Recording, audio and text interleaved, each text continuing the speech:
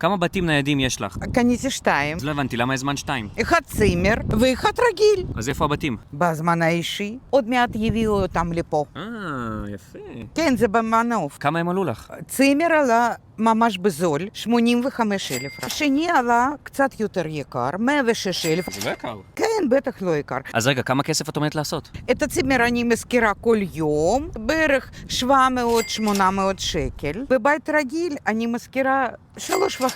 בחודש זה בערך 22,000 שקל. זה לא צחוק. אני אעשה מתחם שלם. אולי אשים גם בריכה. מה אתה חושב? עדיף בריכה או ג'קוזי? נראה לי בריכה, שיהיה להם כזה לכיף. בזוק, יש סאונה, יש בריכה, יש הכל, זה מצוין. נו, בטח אני אביא את בן שלי, אעשה לו בחינם. אז אם מישהו רוצה לקנות בית נייד ולהרוויח ממנו כסף, מה הוא צריך לעשות? תקבו ותתקשרו, זהו. אבל רק אם יש לכם שטח. אל תדאג.